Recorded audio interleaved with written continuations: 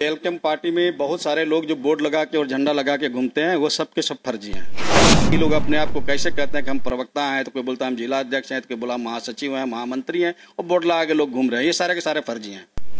Madam को बदनाम करने के लिए बीजेपी के कुछ कार्यकर्ताओं के साथ मिल करके हमारे ही मैंने जेलकम पार्टी के ही जयचंदों के द्वारा यह जो है सो मीडिया में दिया गया है।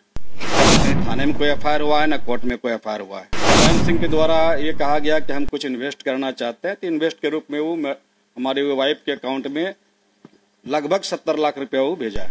1 करोड़ 34 लाख की जो बात है वो सरासर गलत है, निराधार है। अगर वो है तो या तो सामाजिक रूप से हो, चाहे कोर्ट में हो, जहाँ चाहे वो अपना दे सकता है ना। हम अपना सारा प्रमाण देंगे, वो अपना प्रमाण देगा किस तरह से वो पैसा दिया, किस तरह से उसको हम रिटर्न किए। मेरा एक फ्लैट ताला तोड़ करके घुस गया। एक फ्लैट पहले से उन्होंने ले रखा है हमसे, जिस पर वो रह रहे हैं, और मेरा निजी फ्लैट में वो घुस गया है ना। घुस करके जबरन इनक्रोचमेंट का प्रयास किया। हम ठग हैं या वो ठग है वो क्लियर हो जाता। खैर वो तो मेरा पार्टनरशिप का मामला हो सकता है, आज न कल वो सुधर भी जाके बैठे हिसाब किताब हो जाए, वो अलग मैटर है। मीडियाबाजी हरिनारायण सिंह के द्वारा नहीं किया गया है, उससे कहीं कोई स्टेटमेंट नहीं है। यही पार्टी के जयचंद इस तरह के काम करते हैं, अपने पार्टी को बदनाम करते हैं, अपने पार्टी के लोगों को बदनाम करने की कोशिश करते हैं। इन पर संज्ञान लें और उन पर कार्रवाई करें। इस वक्त हम बोकारो के सतनपुर पंचायत के बगराई बेड़ा में हैं और हमारे साथ में है मदन सर। 1 करोड़ 36 लाख रुपया का हरिनारायण सिंह द्वारा ये आरोप लगाया गया था कि इन्होंने ठगी कर ली। पूरे मामला को हम समझेंगे। जिस वक्त ये मामला चल रहा था, तमाम मीडिया प्लेटफॉर्म में चल रहा था, उस वक्त सर दिल्ली में इलाज करवा रहे थे। अभी इलाज करवा के लौट गए हैं। पूरा मामला को हम समझने का प्रयास करेंगे कि आखिर ये मामला क्या है और क्यों इस तरह का आरोप हरिनारायण सिंह द्वारा इन पर लगाया गया। देखिए, हरिनारायण सिंह सबसे पहले हमारी मैडम रियल एस्टेट का काम करती है, जो जेलकम की पूर्व प्रत्याशी भी है। हरिनारायण सिंह पहले ब्रोकरेज का काम करता था, उसी संदर्भ में परिचय हुआ। फिर हरिनारायण सिंह के द्वारा ये कहा गया कि हम कुछ इन्वेस्ट करना चाहते हैं, तो इन्वेस्ट के रूप में वो हमारी वाइफ के अकाउंट में लगभग 70 लाख रुपया वो भेजा है। नगद कोई कारोबार नहीं हुआ, नगद उससे कोई पैसा नहीं लिया गया है। उसी पैसे के अंतर्गत लगभग 15-17 डिसमिल जमीन भी वो निबंधित अपने नाम से करवाया। लगभग 10 डिसमिल जमीन वो किसी और के नाम से करवाया। कुछ दिनों के बाद उसको ये फील हुआ कि नहीं, हमको भी मैंने बिजनेस में नाम आना चाहिए। तब वो पार्टनरशिप का प्रपोजल रखा। फिर उसके साथ पार्टनरशिप डीड तैयार हुआ और उसको 2 करोड़ रुपया जो मेरी पत्नी के द्वारा लगाया गया था, वो प्रोजेक्ट उसको हैंड ओवर किया गया। उस 2 करोड़ लागत का जो भी बेचने के बाद जो फायदा लॉस जो भी हुआ या मूलधन जो भी है, उसका हिसाब मांगने के बाद वो आनाकानी शुरू कर दिया। आनाकानी शुरू करने के बाद जो है सो वो तरह तरह का प्रोपेगेंडा रचना शुरू कर दिया। और एक जगह और जिसका पार्टनरशिप डीड बना हुआ मैं अभी दिखा रहा हूँ, वो पार्टनरशिप डीड जहाँ बना हुआ उसमें भी लगभग 2 करोड़ सरोज कुमारी के द्वारा इन्वेस्ट किया गया है, जिसमें वो पार्टनर है। और वह भी वहाँ का भी काम करना उसी के जिम्मे दिया गया था। जो काम वो नहीं कर पाया, वो पैसा भी फंसा हुआ है जो पार्टनरशिप में ही है। और ये 1 करोड़ 34 लाख की जो बात है वो सरासर गलत है, निराधार है। अगर वो है तो या तो सामाजिक रूप से हो, चाहे कोर्ट में हो, जहाँ चाहे वो अपना दे सकता है ना। हम अपना सारा प्रमाण देंगे, वो अपना प्रमाण देगा किस तरह से वो पैसा दिया, किस तरह से उसको हम रिटर्न किए। ये हो गया मामला। इसी बीच में क्या हुआ कि हम 22 तारीख को यहाँ से निकले, रांची गए। रांची में 2 दिन ठहरे, फिर 24 को हम दिल्ली चले गए इलाज के लिए। मेरा किडनी का प्रॉब्लम था, हम एम्स में एडमिट थे, मेरा किडनी का ऑपरेशन भी हुआ। इसी बीच वो क्या किया कि मेरा एक फ्लैट ताला तोड़ करके घुस गया। एक फ्लैट पहले से उन्होंने ले रखा है हमसे, जिस पर वो रह रहे हैं, और मेरा निजी फ्लैट में वो घुस गया है ना। घुस करके जबरन इनक्रोचमेंट का प्रयास किया। इसी बीच हमारे स्टाफ के द्वारा कुछ कहा सुनी हुआ या लड़ाई झगड़ा जो भी हुआ, स्टाफ लोग जाके थाने में एफआईआर दर्ज किया। एफआईआर दर्ज करने के बाद वो एसपी को सूचनार्थ एक आवेदन दिया, जो कि मीडिया में चल रहा है, मीडिया के माध्यम से हमको मालूम हुआ। और रही बात एफआईआर की, तो हम वहां से लौटने के बाद पूरा पता किया, न तो कहीं थाने में कोई एफआईआर हुआ है, न कोर्ट में कोई एफआईआर हुआ है ना। हम तो चाह रहे थे कि एफआईआर कर दे, अगर एफआईआर करता तो और हो सकता है कि सारा पुख्ता प्रमाण देकर के क्लियर होता कि कौन ठगी है, हम ठग हैं या वो ठग है, वो क्लियर हो जाता। खैर वो तो मेरा पार्टनरशिप का मामला, हो सकता है आज न कल वो सुधर भी जाके बैठे हिसाब किताब हो जाए, वो अलग मैटर है। लेकिन ये जो मीडिया में आया, लेकिन हमको मीडिया आप लोगों से भी थोड़ा सा कंप्लेन है कि किसी चीज का तहकीकात कर लेना चाहिए, है ना, जबकि ये पता है सबको, दुनिया को पता है, पूरे बोकारो विधानसभा को पता है कि हम इलाजरत हैं। अब मैडम मेरे साथ में है तो कम से कम पता करना चाहिए तो सच्चाई क्या है, उसके बाद ही इसको मीडिया में लाना चाहिए था। लेकिन खैर ऐसा हुआ नहीं, लोग जैसे तैसे कोई जो लांछन लगाना था लगाए, है ना, उससे कोई फर्क नहीं पड़ता है। लांछन ऐसे नहीं लगता है जब तक वो प्रमाणित नहीं होता है। रही बात मीडियाबाजी का, तो जहां तक हमको पता चला आने के बाद कि मीडियाबाजी हरिनारायण सिंह के द्वारा नहीं किया गया है, उसका कहीं कोई स्टेटमेंट नहीं है।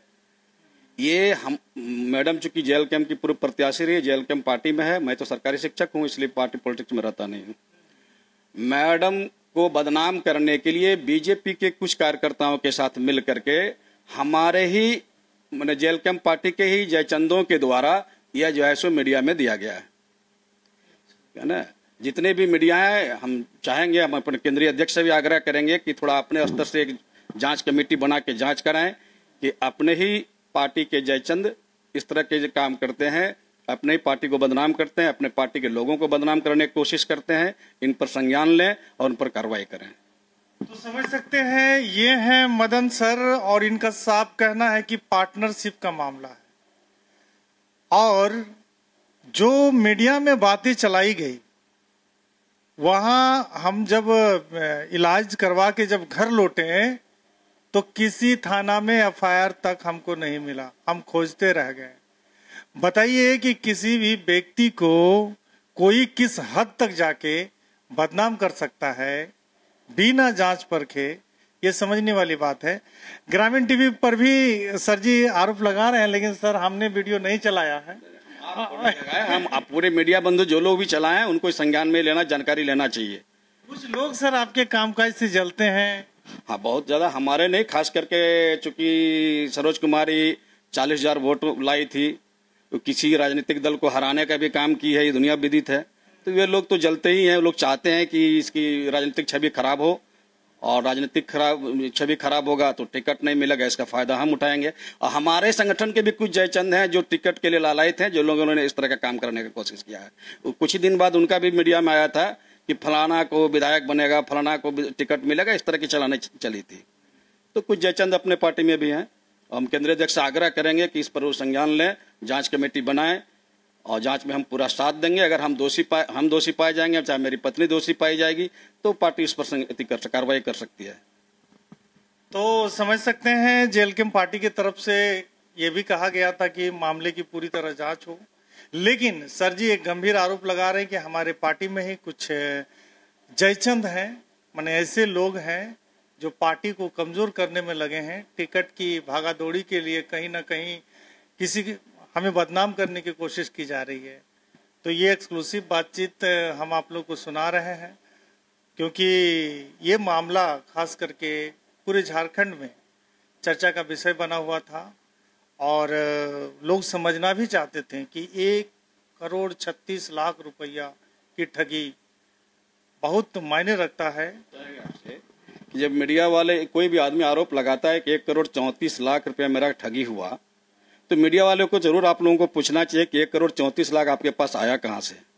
वो आदमी पूर्ण बेरोजगार है, इसके पास 1,34,00,000 रुपया पहले आया कहां से और किस माध्यम से मैडम को दिया, इसका प्रमाण लेने के बाद ही मीडियाबाजी करना चाहिए। सीधा 1,34,00,000 का आरोप लगाना उचित नहीं है मेरे हिसाब से।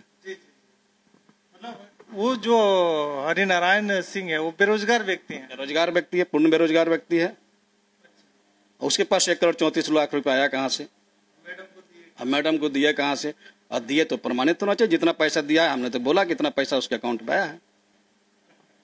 तो समझिए सर जी आज पूरे मामले को क्लियर कर दिए हैं। लगातार वीडियो को लाइक कमेंट के साथ में शेयर कीजिएगा। कहीं ना कहीं क्या है सर, ये हम लोग मैडम और उसके बीच का पार्टनरशिप डीड है, जिसमें 2 करोड़ रुपया मैडम के द्वारा इन्वेस्ट किया गया है। बाकी वो बाद में जो वो जिम्मेवारी लिए तो क्या इन्वेस्ट किया मुझे नहीं पता, हमको पूछा भी नहीं गया, ना मैडम को संज्ञान में दिया गया है। लेकिन 2 करोड़ रुपया मैडम पेमेंट की है जिसमें उसका भी साझेदारी है, तो उसका भी कुछ न कुछ इन्वेस्टमेंट उसमें है, जो हिसाब करने की चीज़ है। अभी काम उसमें जारी है, काम चल रहा है ना। काम भी हरनारायण सिंह ही देख रहे हैं। तो काम का जिम्मा खुद लिए थे, उनको पूरी जानकारी है कि कितना पैसा वहाँ इन्वेस्ट हुआ है, क्या देना है लेना है, पूरी जानकारी उनको। ये पार्टनरशिप डीड है, इसको आप चाहें तो देख सकते हैं। और तो मैं ये डीड आप लोग की स्क्रीन पे भी दिखा रहा हूँ। और एक चीज और है, एक और 2 करोड़ का प्रोजेक्ट था जिसका जिम्मा उनको दिया गया, जिसका पैसा मैडम ही इन्वेस्ट की थी, मैडम के द्वारा लगाया गया था, और रैयतों के द्वारा उनके नाम पर पावर करवाया गया और वो बेच दिए, जमीन को बेचे, हिसाब मांगने पर इस तरह का प्रोपेगेंडा कर रहे हैं। ये भी डीड आप लोग स्क्रीन पे देख सकते हैं। ये पावर का कॉपी है, इतनी पावर दिया गया उनको। इतने सारे? जी, इतनी सारे पावर दिया गया है ना। तो बात को समझिए आप लोग, और वीडियो को लगातार लाइक कमेंट के साथ में शेयर कीजिएगा। कहीं ना कहीं पार्टी को बदनाम करने की पूरी साजिश आप लोग देख ही रहे थे कि कई मीडिया वाले जो मन में आया सर जी के बारे में आरोप लगाएं। किसी ने कहा कि भाई इनको जो है कि जेल कैंप पार्टी से बर्खास्त कर देना चाहिए। ये तमाम तरह की बातें चल रही थी। आज जो है कि पूरी सच्चाई आप लोगों के बीच में है। आप लोग क्या सोच रहे समझ रहे जरूर बताइएगा। चाहूंगा कि जेल कैंप पार्टी में बहुत सारे लोग जो बोर्ड लगा के और झंडा लगा के घूमते हैं, वो सब के सब फर्जी हैं। आज तक मेरे संज्ञान में जहां तक है, चूंकि मेरी मैडम भी है तो कुछ न कुछ जानकारी हमको मिलते ही रहता है, आज तक जेल कैंप की कार्यकारिणी समिति की एक भी बैठक नहीं हुई। तब किसी का पद डिस्ट्रीब्यूशन कैसे हुआ, आप लोगों को ही मालूम होना चाहिए। जो मनोनीत करने का मात्र 6 महीना का अवधि होता है। अध्यक्ष किसी को भी मनोनीत 6 महीना के लिए कर सकता है। तो आज बरसों से लोग कैसे बने हैं, कोई प्रवक्ता बना हुआ है, कोई अध्यक्ष बना हुआ है, कोई जिला अध्यक्ष बना हुआ है। तो मुझे समझ में नहीं आ रहा है कि लोग अपने आप को कैसे कहते हैं कि हम प्रवक्ता हैं, तो कोई बोलता है हम जिला अध्यक्ष हैं, तो कोई बोला महासचिव हैं, महामंत्री हैं, और बोर्ड लगा के लोग घूम रहे हैं। ये सारे के सारे फर्जी हैं, सारे के सारे फर्जी हैं, सारे फर्जी हैं। अभी जेल कैंप में मेरे संज्ञान में जो है कि मात्र 6 आदमी ही पार्टी के पदाधिकारी हैं, 6 के बाद 7वां कोई नहीं है विधिवत रूप से। इस पर भी हम चाहेंगे कि हम केंद्रीय अध्यक्ष संज्ञान लें और जितना जल्द हो सके कार्यकारिणी का बैठा करके लोगों का पद का डिस्ट्रीब्यूशन कर दें।